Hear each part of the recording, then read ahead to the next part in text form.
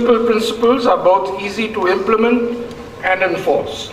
Further, simple and moral principles are important to ensure that governance is an aid and not a barrier to market development. Good governance means high levels of accountability and responsiveness. The need of the hour is not more rules, laws and bylaws, but effective enforcement. Our government and market regulators need to enforce the existing legislations rather than create more legislation. Legislation alone is no panacea, and unenforced legislation is worse than no legislation. Effective corporate governance programs provide for corporate ombudsmen and encourage whistleblowers to dissent when the interests of the company are potentially in jeopardy. Many believe that corporate governance is limited to the highest levels of the company, perhaps the chairman or the board of directors alone. Again, nothing could be further from the truth. Good corporate governance is the responsibility and privilege of each and every stakeholder. The benefits of having top-notch corporate governance are plenty. One, good governance provides a competitive advantage in the global marketplace. Two, well-governed companies raise capital widely, easily, and cheaply. Three, good governance leads to improved employee morale and higher productivity. And four, well-governed companies last longer. An increasing amount of evidence does suggest that there is a strong link between corporate governance and financial performance. The empirical studies conducted to date have generally come in one of two forms. In the first group of studies, researchers have focused on general corporate governance practices. These studies have concluded that the quality of a particular company's governance practices and procedures positively correlates with both good corporate financial performance and shareholder value creation. A second group of studies have been more narrowly tailored, concentrating upon some specific aspect of sound corporate governance, such as the adoption of anti-takeover provisions or limiting excessive executive compensation. While these studies have employed varying methodologies, they all have tended to reach the same conclusion. Those companies that have adopted specific procedures and practices designed to A, ensure managers' accountability to owners, and B, align managers' interests as closely as possible with those of the shareholders, perform more strongly than their counterparts. Lastly, it is important to remember that the market is the definitive compliance officer.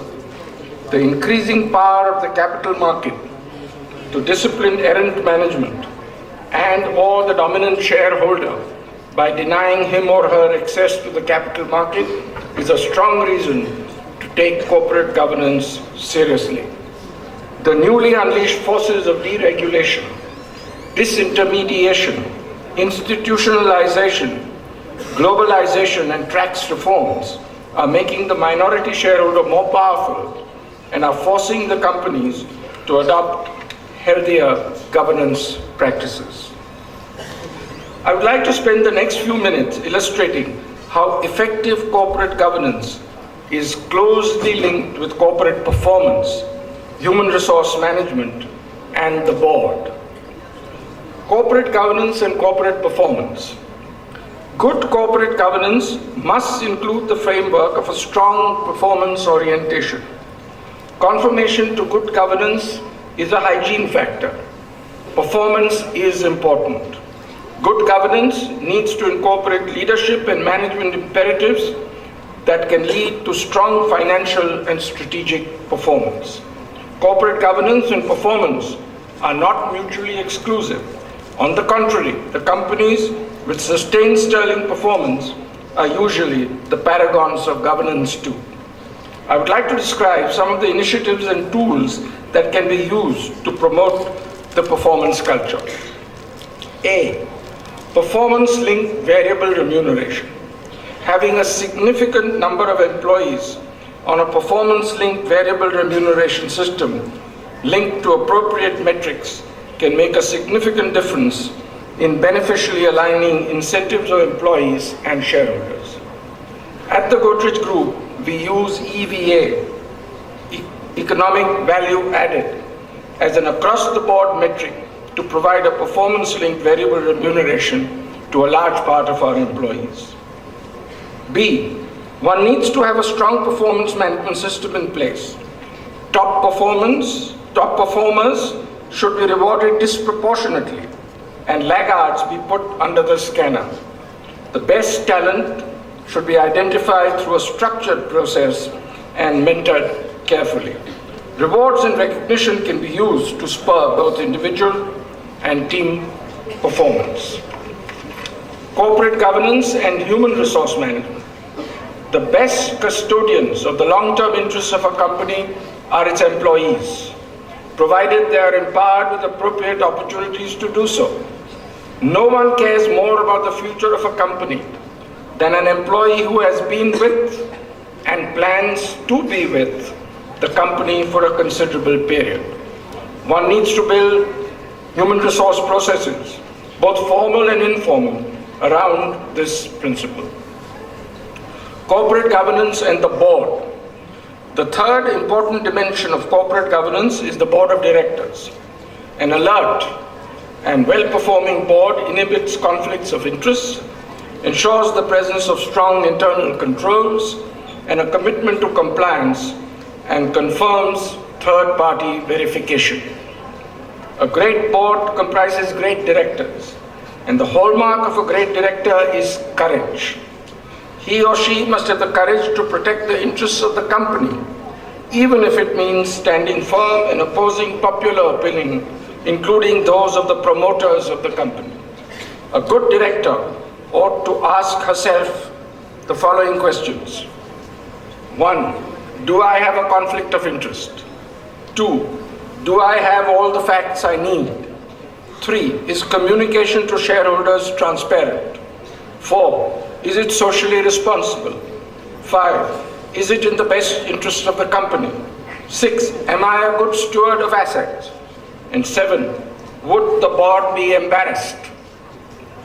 The board should comprise professionals of distinction in their respective fields. The independent directors should be well compensated and be expected to spend quality time with the company. The board should inspire and ensure strong corporate governance, strategic posture, and performance orientation in the company. I would like to conclude by emphasizing that corporate governance is not just another management or social fad. It is the ultimate management tool. Good corporate governance is a journey and not a destination. Evidently, it's a very rewarding journey for those who choose the right path. And above all, corporate governance is about both doing things right and doing the right thing. Thank you, ladies and gentlemen.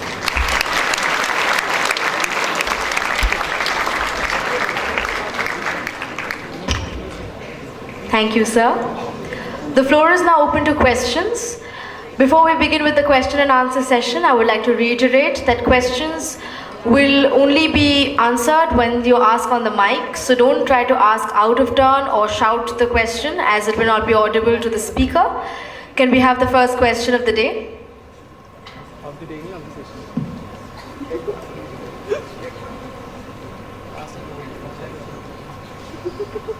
Good morning, sir. Good morning. So what do you think is the future of the emerging startups in the corporate governance that you just spoke about? What do you think? Should startup companies have a corporate governance, or can they work without it? Well, I suppose it's a little bit of a question of what state of a startup you are in. Obviously, when you're very small and you just have a few people, there's not much of corporate governance that is required. However, as soon as you get to a reasonable size, I think it adds a lot of value.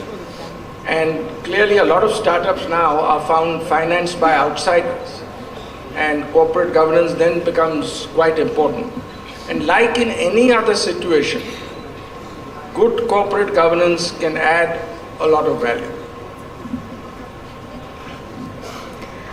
All right, can we have the next question, please?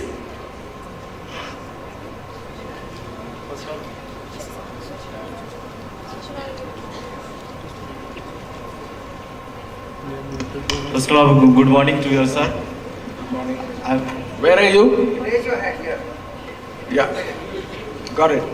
Sir, it is quite easy, or one doesn't face so many difficulties while going on with the family travel business.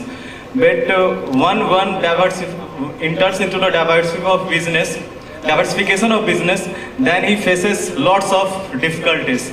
So what kind of a strategy we need to follow in that phases, and also what kind of attitude we need to come across this problem?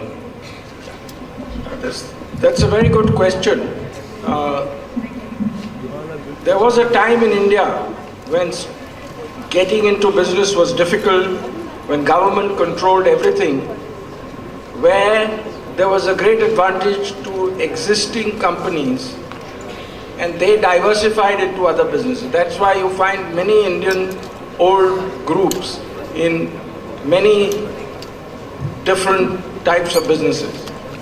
But if you look at the last 30 or 40 years, globally, companies which have stuck to the knitting have done very well. Because learning a totally new business takes a long time. If you are already successful in a business, you get a lot of knowledge of what to do, what not to do, and then growth becomes very good. However, with changing times, some diversification, especially in adjacencies, becomes extremely important. So a combination of thought processes have to go in before you diversify successfully. In our group, for example, we were in lots of businesses and we have got into a couple of new businesses, but we have also got out of some businesses. And I think the benefits we got of getting out of some businesses were also very good, so that we could concentrate both our financial resources and strategic and managerial resources on the business we were good at. Another big diversification opportunity for Indian companies after they have achieved a certain maturity will be globalization. Globalization can be very advantageous, and Indian companies have developed some very good, what I call bottom of the pyramid thinking, technology, products, which can be taken to other parts of the developing world quite easily. Many companies are doing it quite successfully. All right, the next question, please. Hello, sir. Yeah, I'm Himanshu. So you started your speech and ended with that corporate governance is not a fad.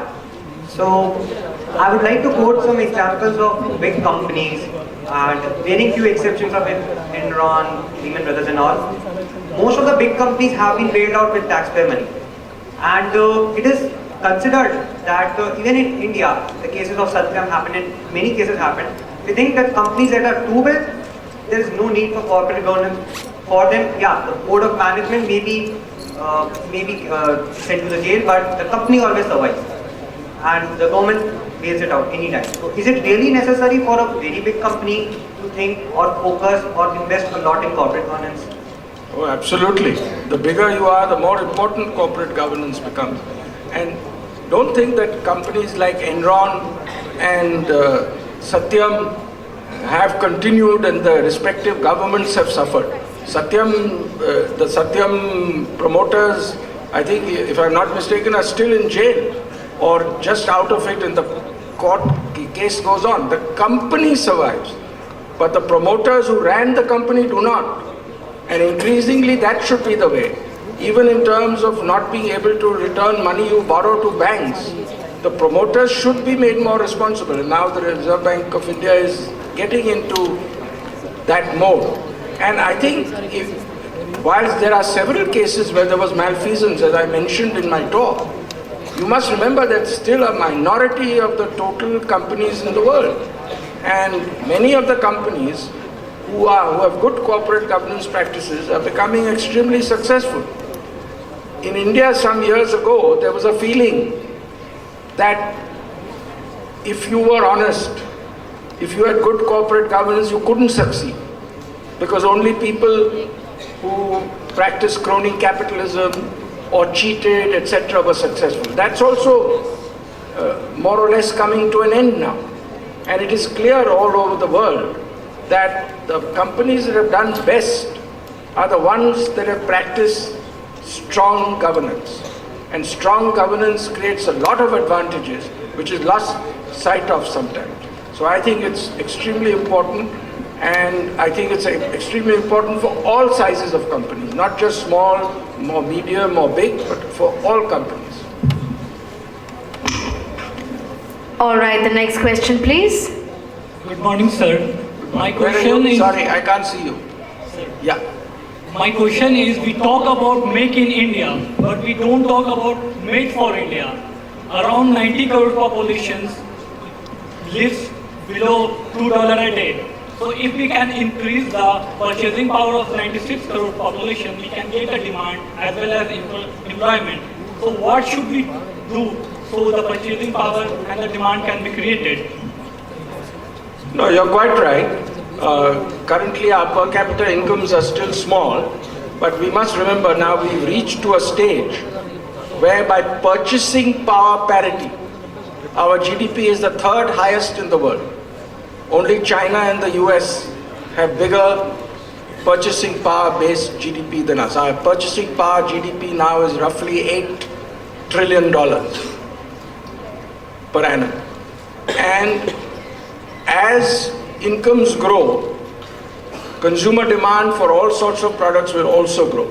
The great advantage in India is that among, say, packaged branded products, there are only 3 which are totally penetrated, meaning every family using them.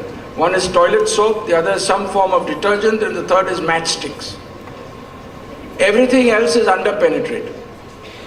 So the opportunity for growth is tremendous, provided we have good policies. For example, if in this coming budget, the finance minister decides to raise the levels at which different brackets of income tax rates are levied, there could be a lot of additional money in the hands of consumers. And the finance minister in year 1 itself would take in more revenue than he would give up, because he would collect more indirect tax, more corporate tax from this move. It would lead to higher GDP growth. It would lead to higher consumption on the part of the low-income people. So there are a lot of opportunities in India to grow that. And as I mentioned earlier, there's a lot of opportunity for us to take our learnings on what I call bottom of the pyramid products, low-cost products, which enable people to consume more, to other parts of the developing world, where these products could do extremely well.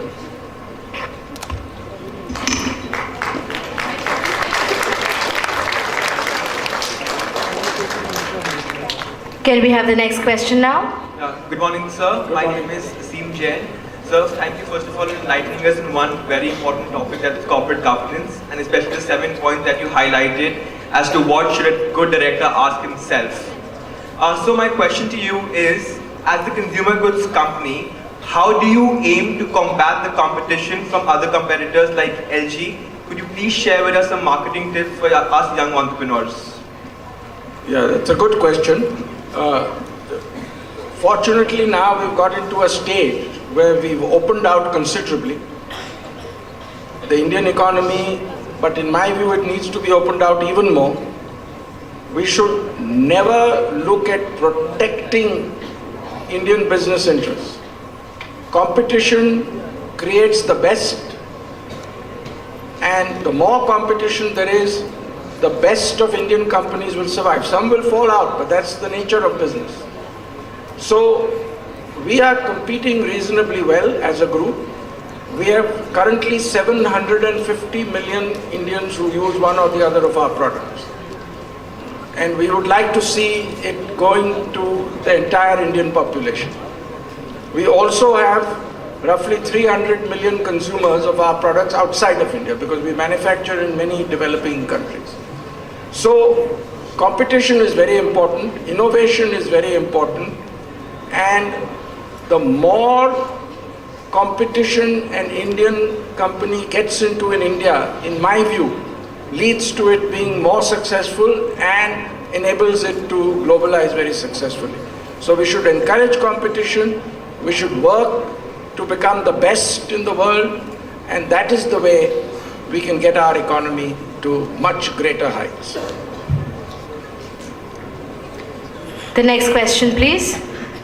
Good morning, sir. You had spoken to us about how corporate governance should be more of principle-based than rule-based. So I just wanted to ask, what is an efficient way that you think to maintain balanced principle-based governance so that none of the factors feel restrained but also feel in control at the same time? Yeah.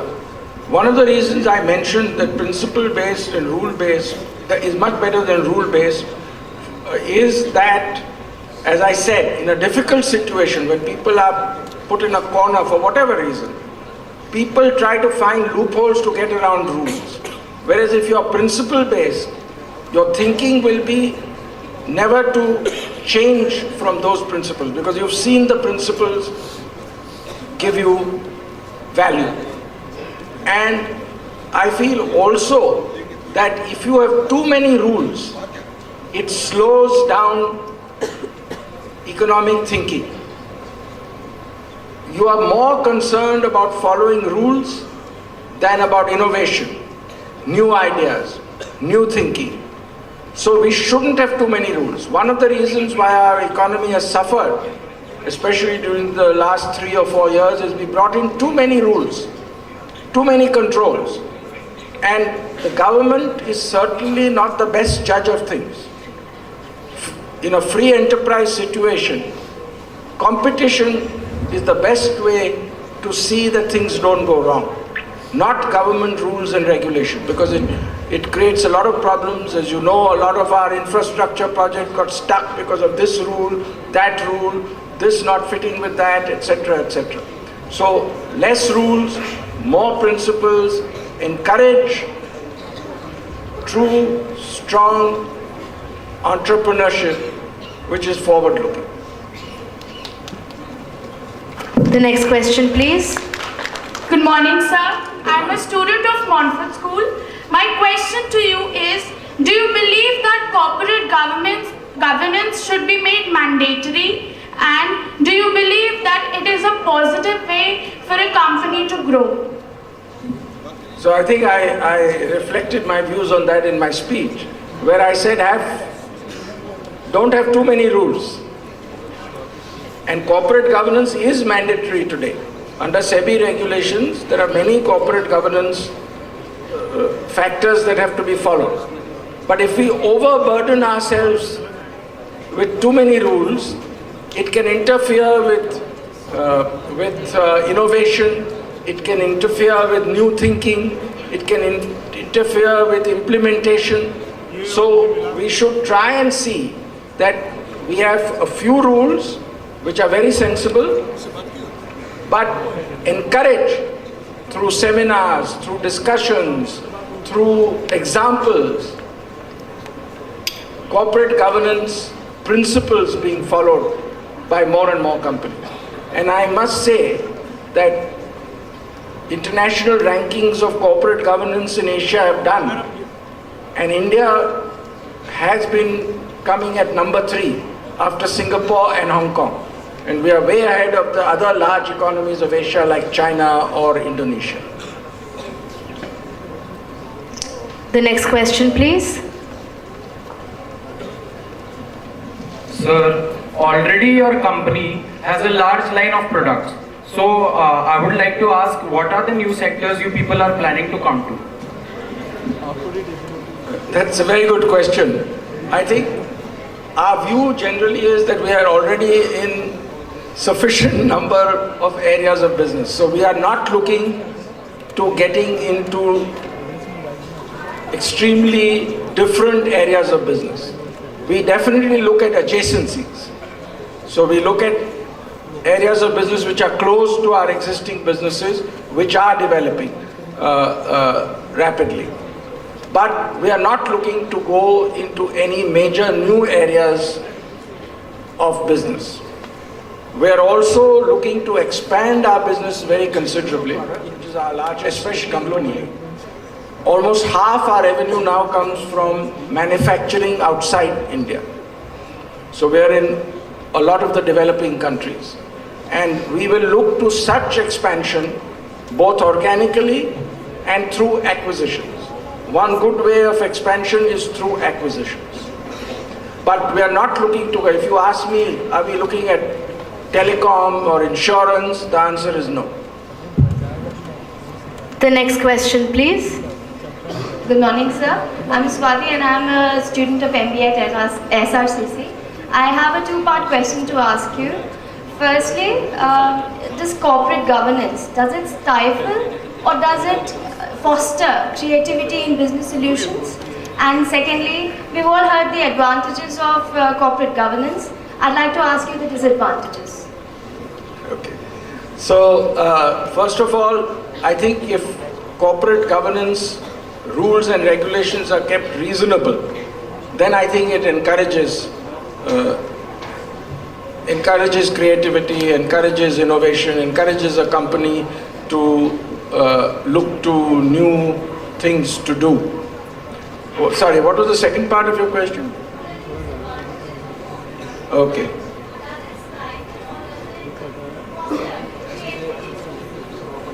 No, I think reasonable rules of corporate governance clearly encourages progress. It doesn't stifle anything. And most companies that have good strategic principles would want to practice corporate governance in any case.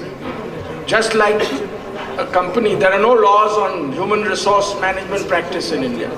But good companies practice good human resource development programs. There are many other areas where people have internal principles, internal even regulations, and that helps. But over-regulating is bad. And unfortunately, because of our socialist decades between the 50s and the 80s, India became a very over-regulated country. We still are an over-regulated country. I think this new government is trying to change things. You need good laws, but you don't need too many regulations. And even if you want to regulate, nowadays with technology, it's much better to do it on the internet than to do it by physical application. And can we have the final question of the day? Sir, the theoretical knowledge that we gather from college, does that really apply in college? Does that really apply in business in real sense? I think that's a very good question. Let me say,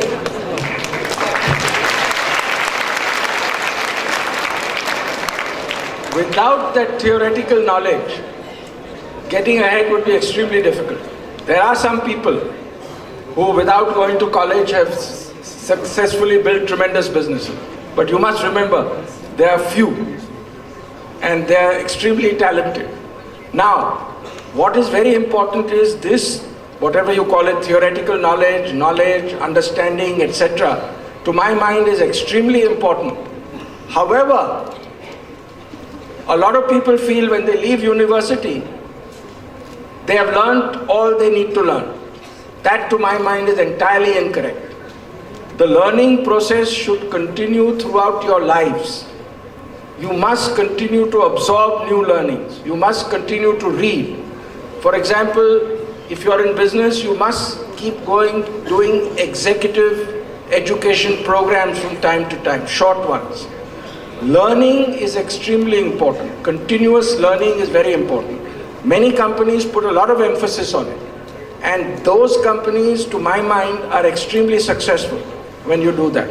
So, The other thing is, what one learns in university, typically in business schools, universities, commerce colleges, etc., is management. What is ultimately extremely important for great success is leadership. Now, how do you progress from being a good manager to a good leader, to my mind, is also very important. So continuous learning throughout your careers, to my mind, would serve you very well.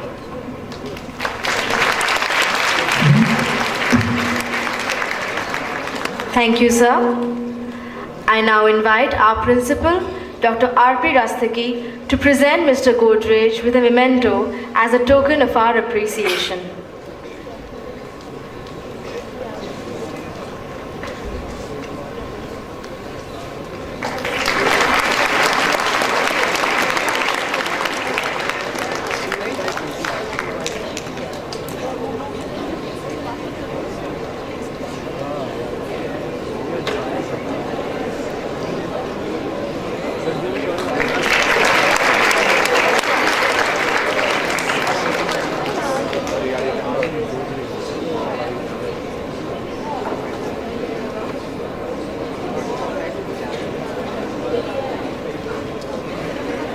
I now invite Anil Kumar sir to present the vote of thanks.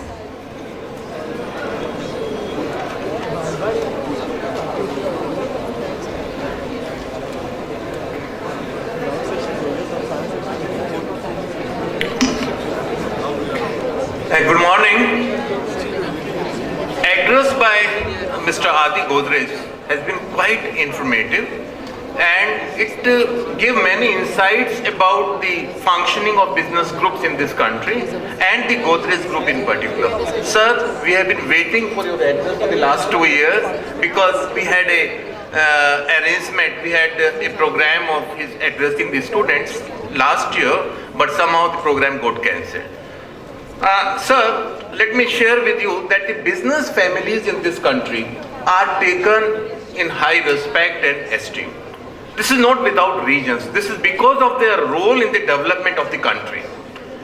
You must have noticed that business houses have worked with the committees of the government to improve the ways of doing the business that started with Mr. Rahul Bajaj, who was the chairperson of a committee to make suggestions on good corporate governance in the country, and that was followed up with Kumar Mangalam Birla committee. And in the recent past, we were pleased to know that you were the chairperson of the panel which proposed certain reforms in the area of corporate governance, and the Companies Act 2013 is the result of some of the suggestions made by Mr. Adi Godrej and the committee which he headed. So, your company itself is a good example of corporate governance. It's not just on paper, just not on theory. The family council which has been constituted in the Godrej Group is an example for other family concerns throughout the world. And I was interacting with a professor, as I told you just now, in Japan. They also have this system of family council, and they were citing the example of the Godrej Group. So in fact, you have devised a unique system of corporate governance in this country, and that's a very big contribution of the Godrej Group. Thank you very much, sir, for addressing our students. Thank you very much.